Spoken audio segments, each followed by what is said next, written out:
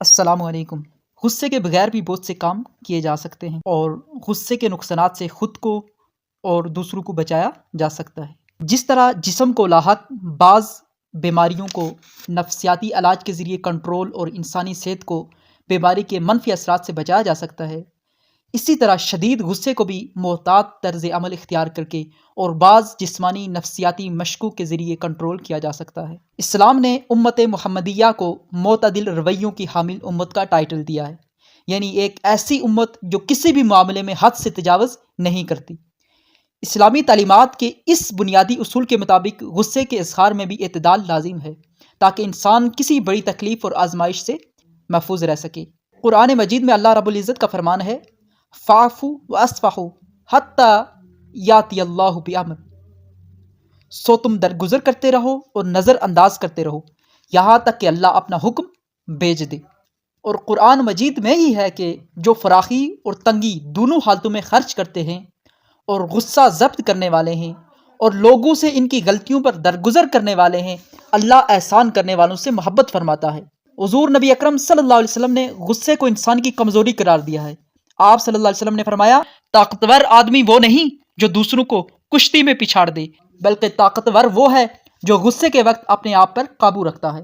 اسی طرح ایک موقع پر آپ صلی اللہ علیہ وسلم نے فرمایا، جب تم میں سے کسی کو غصہ آئے اور وہ کھڑا ہو تو وہ بیٹھ جائے تاکہ اس کا غصہ ختم ہو جائے۔ اس عمل سے اگر اس کا غصہ رفع ہو جائے تو ٹھیک، وگرنہ وہ لیٹ جائے۔ یعنی غصے کی کیفیت سے چھٹکارا حاصل کرنے کے لیے اپنی توجہ کو بدلیں۔ الفاظ کے ہیر پھیر کے ساتھ یہی حکمت عملی آج کی جدید طبی نفسیاتی سائنس اور اینگر مینجمنٹ کے ماہرین ہمیں بتاتے ہیں۔ علم نفسیات کے بعض ماہرین کہتے ہیں کہ غصہ ایک ذہنی اور فکری سرگرمی ہے۔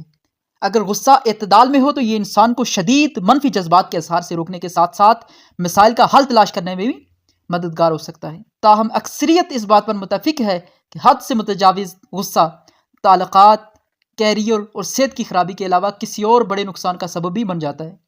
بے جا غصہ کے سماجی، معاشی اور معاشرتی حوالے سے نقصانات تو ظاہر ہیں، لیکن اس کے طبی نقصانات بھی بہت زیادہ ہیں۔ یہ بات ماہرین کے مشاہدے میں آئی ہے کہ بے جا غصے کا شکار رہنے والے افراد میں سر درد، ہاضمے کی خرابی، کم خوابی، ڈپریشن، جلد کے مسائل اور ہارٹ اٹیک جیسے عوارض کی شرح زیادہ پائی گئی ہے۔ بین الاقوامی یونیورسٹیوں میں اس ضمن میں کچھ اسٹڈیز بھی ہوئی ہیں۔ ایک اسٹڈی کے مطابق جن مردوں کا اپنے غصے پر کنٹرول کم تھا، ان کے جسمانی زخم تاخیر سے بھرے، اور ان افراد کے زخم جلدی بڑھ گئے جنہیں اپنے غصے پر کنٹرول حاصل تھا۔ ماہرین کے مطابق بے جا غصے کا اظہار ایک مستقل نفسیاتی عارضہ میں بھی تبدیل ہو سکتا ہے۔ ماہرین نفسیات کا کہنا ہے کہ جو لوگ ہر وقت شدید غصے کا شکار رہتے ہیں، ان میں خود اعتمادی کی کمی ہوتی ہے۔ کچھ لوگ غصے کو نامناسب اور برا جذبہ سمجھتے ہیں اور غصہ آنے کی صورت میں اسے دباتے ہیں۔ غصے پر جبر ڈپریشن کی شکل اختیار کر لیتا ہے اور پھر اضطراب بن کر معمولات زندگی کو غارت کر دیتا ہے، اور دبایا گیا یہی غصہ معصوم لوگوں، بچوں یا پھر پالتو جانوروں پر نکلتا ہے۔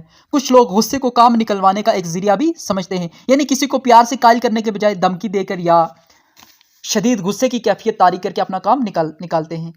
اس رویے کو اپنی عادت بنا لیتے ہیں۔ غصے کے اظہار کی کوئی بھی ضرورت یا صورت ہو، اس کی انسان کو کوئی نہ کوئی قیمت ضرور چکانا پڑتی ہے۔ لازمی نہیں کہ غصہ بذات خود کوئی مسئلہ ہو، غصہ ایک صحت مند جذبہ بھی ہو سکتا ہے۔ غصہ ہمیں بعض مسائل کے بارے میں آگاہ کرتا ہے، انہیں سمجھنے اور بدلنے کا احساس پیدا کرتا ہے، انسان کو درکار تبدیلیوں کے لیے متحرک بھی کرتا ہے۔ اسی لیے طبی اور نفسیاتی ماہرین نے غصے کو سمجھنے، اسے کنٹرول کرنے اور اس سے نمٹنے کے لیے اینگر مینجمنٹ کی ضرورت محسوس کی، اور آج یہ باقاعدہ ایک مضمون کی شکل اختیار کر گیا ہے۔